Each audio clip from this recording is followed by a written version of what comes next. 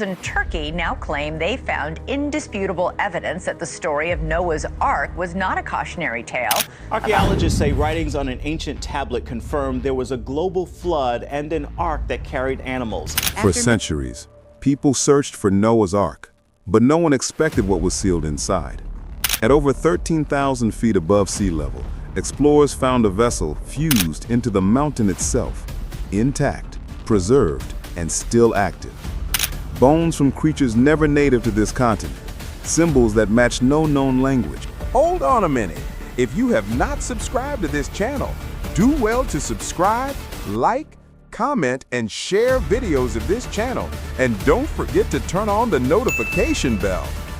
And a metallic chamber buried so deep, the government tried to halt the excavation, but they were already too late. Long before the first team set foot on the icy ridge, Mount Ararat had been declared off-limits by more than just the government. Locals warned of disappearances, strange lights, and voices that carried across the snow with no source. Expeditions came and went for decades, each claiming they were close. None came back with proof. Most came back shaken. A few didn't come back at all. But this team was different. They didn't arrive with cameras and prayer. They came with silent funding, classified equipment, and orders that bypassed Turkish regulators entirely. Satellite imagery had revealed what looked like a geometric structure embedded beneath a collapsed glacier. Too angular to be rock, too symmetrical to be chance. When ground-penetrating radar confirmed voids inside, the operation moved in before official eyes could stop them. The first breach came at dawn. A thermal drill cut through ice that had no business forming at that altitude. Ice fused with volcanic sediment, as if fire and frost had struck the same place at the same time. 4 meters in, the drill struck something it couldn't bite through. Wood, but not like any wood known today. Dark, resin-soaked, metallic in grain, untouched by rot or time.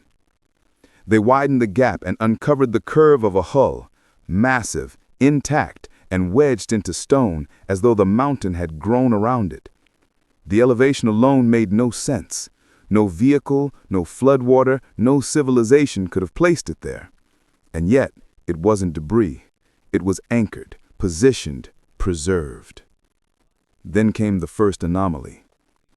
Instruments calibrated for ice and sediment started picking up something else.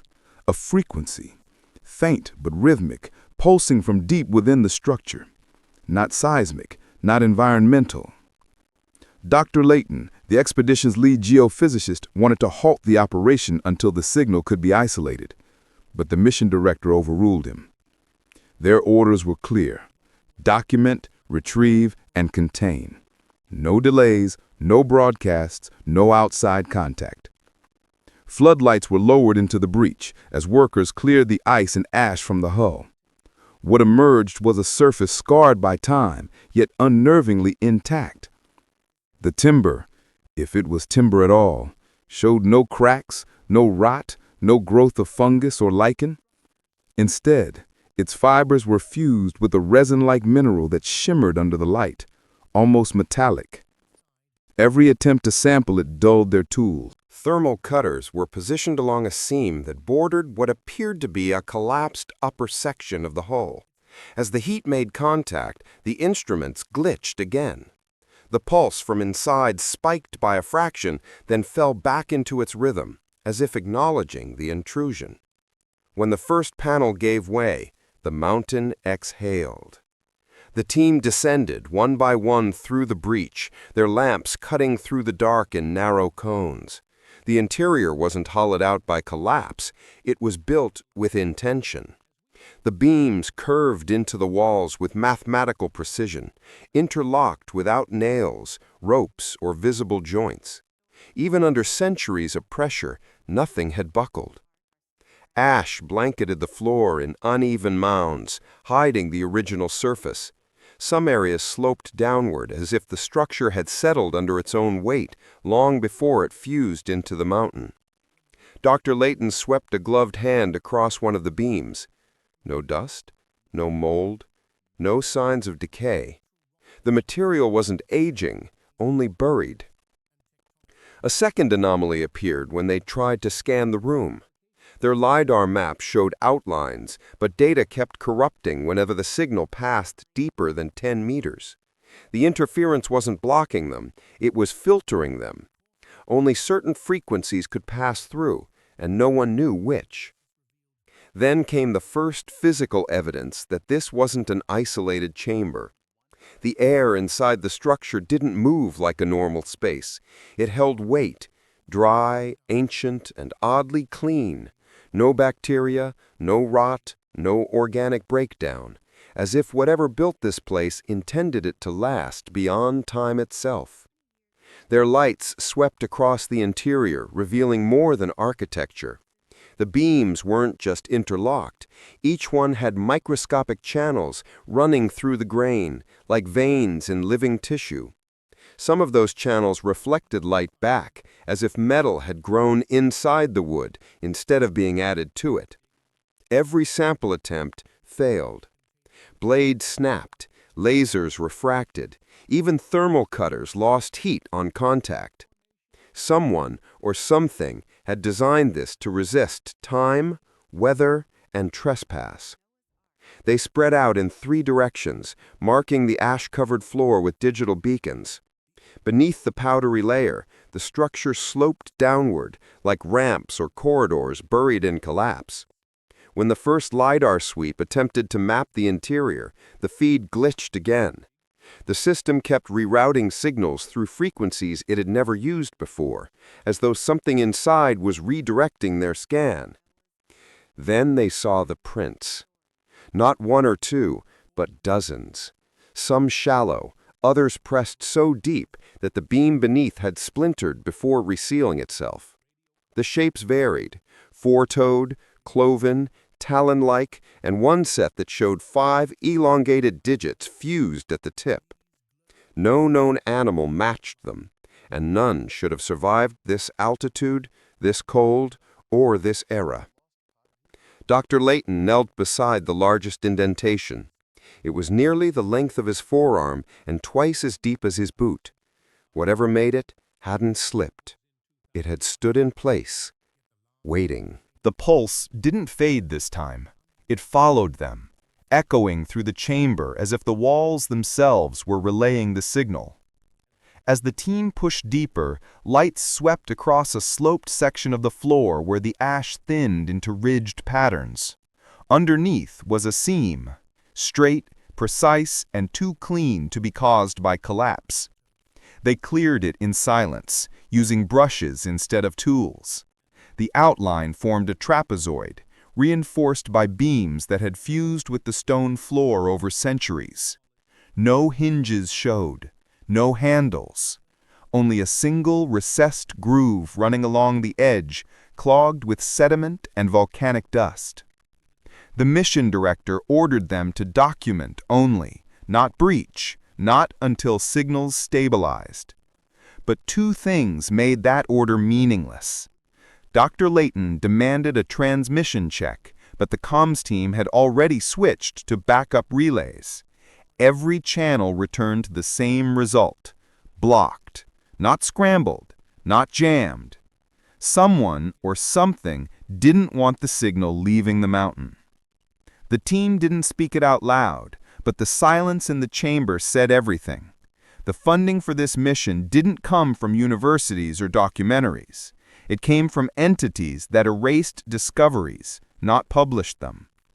And yet the hatch waited, sealed but not broken, as though the mountain had protected it until someone returned to open it.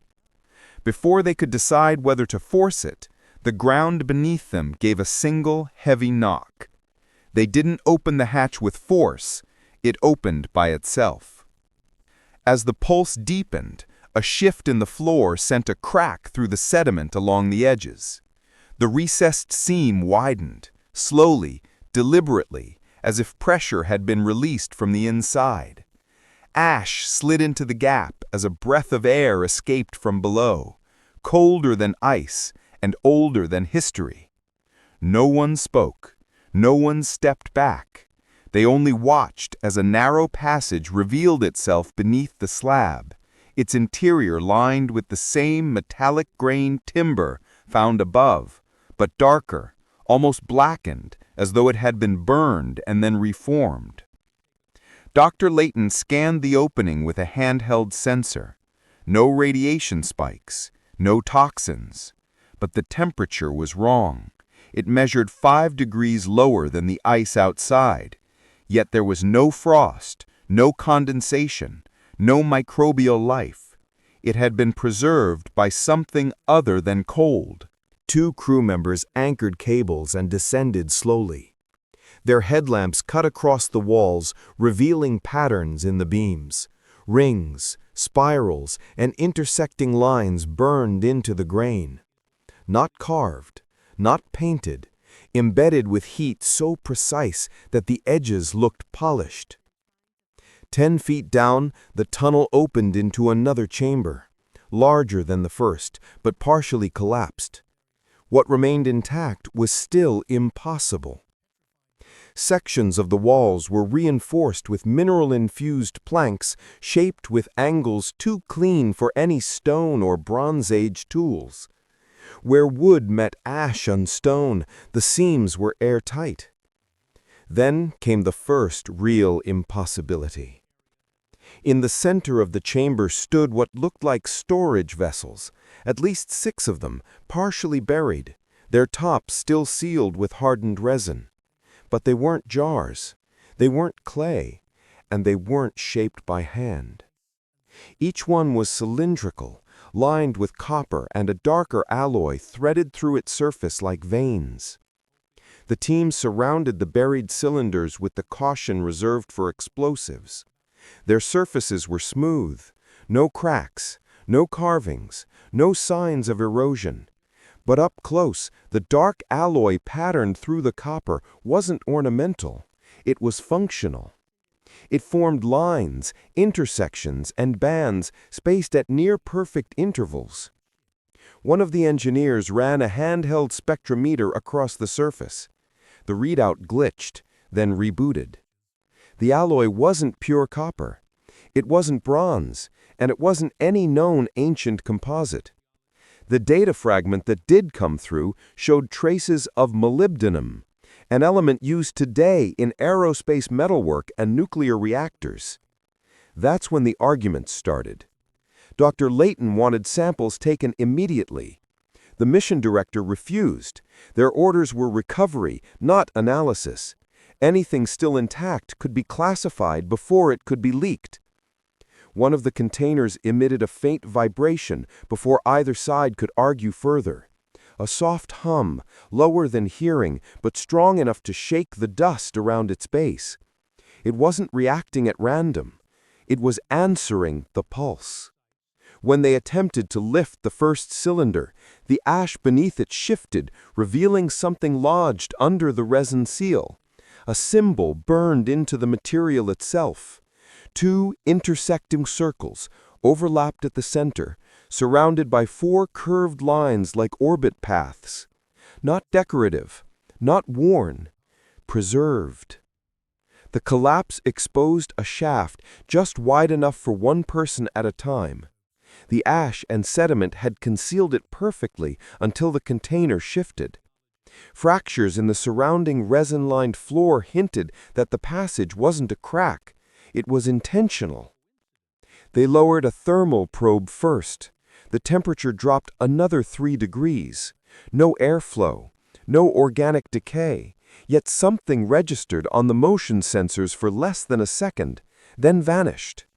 Against protocol, the mission director ordered 2 of the field team down with cables and flood lamps. The walls of the shaft were reinforced not with wood, but with some kind of fused hybrid. Organic fibers and mineral veins bound into the stone itself. Every few feet, geometric markings were burned into the surface. Lines, spirals, constellations that no longer matched the sky above Earth. At the bottom, the shaft opened into a chamber far larger than the one above. The sediment was lighter here, more powder than ash, as if whatever sealed this level had kept out not just time, but the planet itself. The first light sweep stopped everyone cold. Along the far wall, half buried under dust and mineral debris, were rows of impressions pressed directly into the timbered floor. Cloven, pawed, taloned. Some shallow, some driven deep with weight. But this time there were more than marks. There were remains. Bones hardened like stone but still intact. Vertebrae from animals not native to this continent or this era. Fragments of antlered species resembling extinct megafauna. A jawbone shaped like that of an African antelope. And feathers with pigmentation still visible matching species only found in Asia. The Ark hadn't carried survivors from one region. It had carried the world. Before they could recover a sample, a sound rolled through the chamber, not from above, but from the darkness ahead. A vibration through the wood and stone, too measured to be collapse. The deeper they moved into the chamber, the clearer it became that this level wasn't designed for access, it was designed for confinement. The floor sloped downward into a corridor, half collapsed under volcanic stone, the walls lined with beams blackened as though exposed to fire long before burial. Yet the wood wasn't charred. It was hardened, sealed, almost petrified by heat so intense that it had fused into the rock. They followed the pulse, their footsteps leaving trails in dust that had never known air or light. 50 feet in, the corridor widened into another containment space, this one divided by reinforced partitions that resembled stalls or holding bays. But these weren't built for livestock. Some were too large, others too narrow. Claw marks were etched into certain beams, not random scratches, but deep gouges preserved in mineralized resin. Whatever made them fought to get out, or to stay in. One of the partitions had collapsed inward, revealing more debris. Buried in the rubble were fragments of clay and woven fiber hardened into fossils. Among them lay a cluster of sealed containers, similar to those above, but these weren't copper-lined. They were coated in pitch and bark resin, their surfaces etched with spirals and intersecting rings. One had split open in the collapse. What spilled out wasn't bone or seed. It was parchment, or what was left of it. Fragments so brittle they disintegrated on contact. But before they turned to dust, scanners caught glimpses of symbols, characters resembling ancient Semitic writing, layered with geometric shapes and strokes that matched nothing in known language records. Only a few words were detected before the particles faded. They traced the sound to a section of the corridor partially buried under debris. Thermal scans showed a cavity behind it, larger than the previous two chambers and shielded by layers of fused volcanic rock. The pulse was strongest there, pulsing through the strata with a frequency that caused microphones to crackle and digital logs to corrupt. The crew used a microcutter to remove the fractured stone, revealing what lay beneath. A wall of reinforced timber and mineral composite, smooth, seamless, and darker than anything above. Embedded in the center was a circular plate, not carved, but grown into the material itself. No rivets, no hinges, just one geometric symbol etched into the surface. 2 intersecting rings, the same mark found on the first containers. As they worked to expose the rest of the barrier, an opening revealed itself near the base, a gap wide enough to insert a camera probe. The mission director authorized it without hesitation. The video feed flickered, then stabilized. Inside was a chamber unlike the others.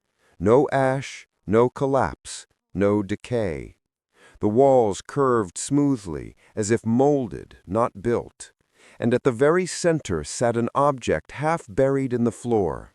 Something metallic, angular and crystalline across the surface, its edges glowing faintly with a bluish sheen.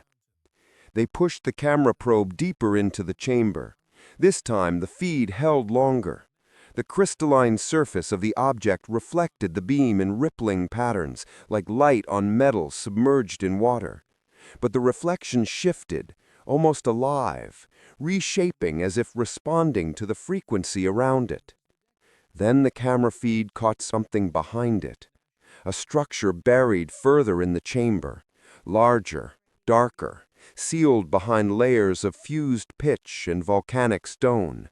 It wasn't shaped like a chest or jar. It resembled a vault, its surface engraved with the same intersecting rings, but surrounded by symbols no one could place. Not prehistoric, not Mesopotamian, not Sumerian. Something older, something erased. One of the linguists replayed the recovered markings from the broken parchment. The words extracted hours earlier matched the symbol placement on the vault's surface. Survivors, covenant, renewal. But one more phrase appeared in the corrupted scan, barely visible, almost lost in the static. Not the first. Before anyone could react, the ground rumbled, not in collapse, but in answer. The crystalline object lit from within, casting shapes across the chamber walls. Animals, constellations, flood maps, fragments of continents before the world was divided.